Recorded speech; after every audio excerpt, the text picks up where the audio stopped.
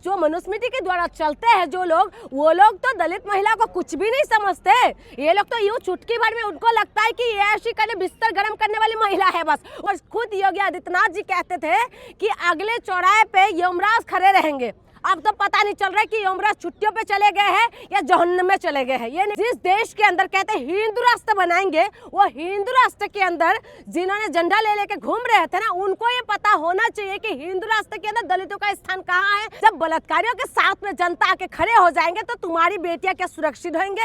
पढ़ाएंगे तो उठा लिया जाएगा, अगर बेटी बाहर निकलेंगे तो बलात्कार कर दिया जाएगा। ये बीजेपी वालों का चेतावनी है। लगातार ये चीज हो रहा है, जब भी कोई आवाज उठाते तो उनकी चरित्र के ऊपर वो लगा दो। और दूसरी बात यह है, जो मेरठ के अंदर हुआ है, इस चीजों को आप किस नजर से देखना चाहिए। जिस यूपी के अंदर कहते हैं कि महिला जो है गहने लदे हुए महिला रात को स्कूटी लेके 12 बजे जा सकते हैं, यह अमित शाह का बयान था कि रात को 12 बजे स्कूटी लेके जा सकते हैं। वही यूपी के अंदर महिलाओं को मार दिया जाता है और एक महिला को उठा के लेके चले जाते हैं, लेकिन उसके बाद भी कोई एक्शन रिएक्शन कुछ पता नहीं चलता। और जब वहां पर विपक्षी पार्टी का कोई नेता वहां मिलने के लिए जाते तो उनको रास्ते में रोक दिया जाता है और रास्ते में रोकने के बाद उनसे मुलाकात नहीं करने देते उस परिवार से।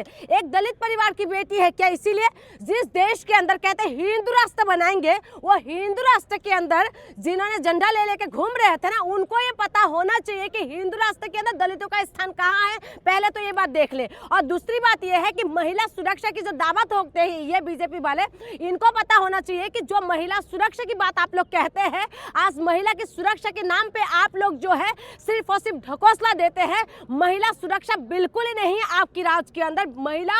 महिला के सम्मान को जितना ज्यादा उछाल सकते हैं ना, ये बीजेपी वाले उछाल रहे हैं। यूपी के अंदर किसकी सरकार है?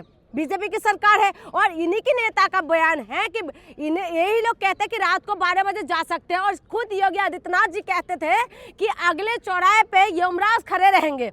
अब तो पता नहीं चल रहा है कि यमराज छुट्टियों पे चले गए हैं या जहन्नम में चले गए हैं, ये नहीं पता चल रहा है। कहाँ पर है कि महिला लगातार जो है परेशान होते रहेंगे, महिलाओं के साथ बलात्कार होते रहेंगे, लेकिन ये नेता बिल्कुल ही मस्ती में मस्त है और इनको कुछ अता पता ही नहीं है। ऊपर से लड़की के ऊपर, चरित्र के ऊपर इस तरीके से बताया जाता है कि लोगों के अंदर जो है ना, ऐसा भाव आ जाए कि महिला ही खराब है। आप देखिए दिल्ली के जंतर मंतर के अंदर अभी कुलदीप सिंघल के सपोर्ट में लोग आके खड़े हो गए, न्याय मांग रहे हैं उसके लिए। जो अदालत ने उनको पनिशमेंट दिया है, जिन्होंने उनको 8 साल की सजा दे रखा है, उसके बाद भी कहते हैं कि नहीं, उनकी सपोर्ट में यहाँ पर आके कहते हैं कि नहीं, उनके लिए न्याय होना चाहिए। जब बलात्कारियों के साथ में जनता आके खड़े हो जाएंगे तो तुम्हारी बेटियां क्या सुरक्षित होंगे? हमें देश की क्या बेटियां सुरक्षित होंगे? इसीलिए मैं कह रही हूँ, इस देश के अंदर बेटी बचाओ बेटी पढ़ाओ नहीं है। हो सके तो बेटी को बचा के दिखाओ और हो सके तो बेटी को पढ़ा के दिखाओ। अगर पढ़ाएंगे तो उठा लिया जाएगा, अगर बेटी बाहर निकलेंगे तो बलात्कार कर दिया जाएगा। ये बीजेपी वालों का चेतावनी है। तो गिरफ्तार हो गया ना, अरेस्ट हो गए। कौन अरेस्ट हो गए? गिरफ्तार हो गए तो क्या हो गया? गिरफ्तार हो गए तो बहुत बड़ा काम कर दिया क्या? यूपी के अंदर लगातार ऐसा क्यों हो रहा है? उन्नाव की बेटी जंतर मंतर के अंदर आके प्रोटेस्ट करके वो अपने इंसाफ मांगना पड़ता है। यूपी के अंदर ये हो रहा है, हाथरस के अंदर हो रहा है, मेरठ के अंदर हो रहा है, कभी जो है अलग अलग जगह बनारस के अंदर हो जाते हैं। उसके बाद कहते हैं राम राज्य है। राम राज्य के अंदर जो महिला सुरक्षित नहीं है और जो राम राज्य की दावा ठोकने वाले सरकार है, इनसे मैं पूछना चाहती हूँ, अगर राम राज्य है तो महिला सुरक्षित क्यों नहीं है? अगर महिला सुरक्षित नहीं है तो आप अपना एक्शन क्यों नहीं ले रहे? आप कहते हैं कि यमराज आएंगे, यमराज कहां पर है?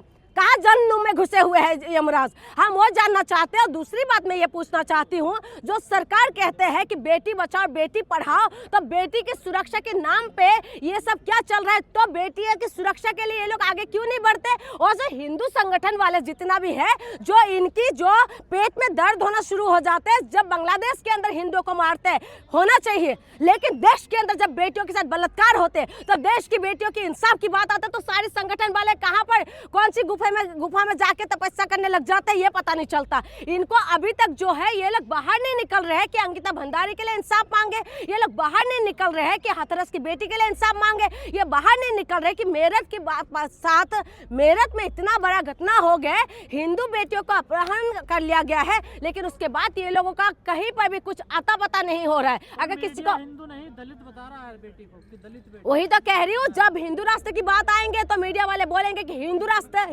हिंदू राष्ट्र। और ये दलित भी कम नहीं है, ये लोग भी झंडा उठा उठा के घूमते हैं। हिंदू राष्ट्र चाहिए इन लोगों को, पता चल रहा है ना। अब हिंदू राष्ट्र बनने से पहले तुम्हारी जो है ना, तुम्हारी औकात जूती के नीचे रखा हुआ है, यह पता चल रहा है। खास करके महिलाओं को ये बात समझना पड़ेगा, सारी देशवासी देश की महिलाओं को, हिंदू राष्ट्र बने या ना बने, लेकिन महिला सुरक्षा नहीं है, ये कंफर्म है। और महिलाओं को ये समझना पड़ेगा कि ये लोग जो है सबसे पहले सॉफ्ट टारगेट जो है महिला है। महिला जो है इनकी ऐश का अड्डा है, महिला इनके लिए सिर्फ और सिर्फ खिलौना है। सारे जो बलात्कारों के उसमें सिर्फ यही लोग क्यों शामिल हो जाते बीजेपी वाले। और मीडिया कहते हैं कि दलितों की बेटी है, दलितों की बेटी है, देश की बेटी नहीं है क्या? दलित क्या देश से बाहर है? तुम तो कहते हो कि हिंदू राष्ट्र के अंदर बराबरी का अधिकार मिलेंगे, तो बराबरी से पहले कि हिंदू राष्ट्र के अंदर महिला कहाँ चले जाते हैं? दलित दलित दलित दलित क्यों चिल्लाते रहते हो? पारस का वकील ये कह रहा है कि वो तो निर्दोष है। बिल्कुल बिल्कुल, एक महिला को मार दिया है, ठीक है, अभी तक आरोपी है, ठीक है, अभी पता नहीं, मैं भी देख रही हूँ उसमें ये बताया जा रहा है कि अभी तक पता नहीं चल रहा है कि किसने मारा। उसने बोला मैंने नहीं मारा। आप बताइए कि अभी तक पता नहीं चल रहा है कि किसने मारा है, और वो कह रहे निर्दोष है। निर्दोष होगा तो महिला को कैसे, उसके अगर उसके साथ कुछ भी बात हो कि किसी महिला को मार देंगे या दलित बेटी को तुम लोग उठा के लेके चले जाओगे? यानी कि महिला जो मनुस्मृति के द्वारा चलते हैं जो लोग, वो लोग तो दलित महिला को कुछ भी नहीं समझते।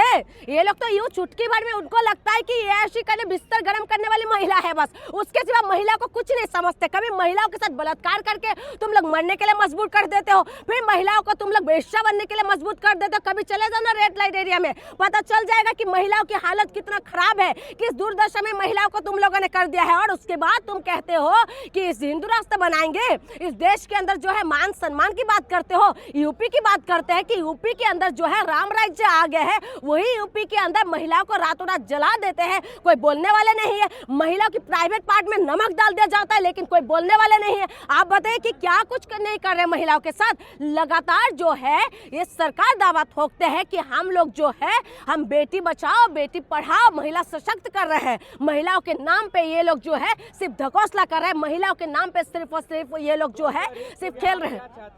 क्या चाह रही हो मेरठ कांड में आप क्या चाह रहे हैं? भाई दलित, अगर तुम क्या चाह रही, क्या इंसाफ चाहते हो, क्या चाह रहे? एक महिला को मार दिया है और उसके बाद आप कह रहे क्या चाह रहे हो? तुम लड़का, तुम क्या है तुम लोगों का दिमाग? हम क्या चाहेंगे? हम तो इंसाफ ही चाहेंगे ना, उसके ज्यादा हम लोग क्या चाहेंगे? कि लॉ एंड ऑर्डर कोई काम नहीं करे। अगर लॉ एंड ऑर्डर काम होते ना तो दिन दहाड़े किसी महिला को ऐसे उठा के नहीं लेके जाते, ठीक है। बिल्कुल फांसी होना चाहिए और इंसाफ मिलना चाहिए। महिला सुरक्षा की जो गारंटी है ना, गारंटी कामयाब करे। ये कौन सी महिला सुरक्षा कर रहे हैं? ये लोग साफ साफ बताए कि महिला कहाँ सुरक्षित हो रहे हैं।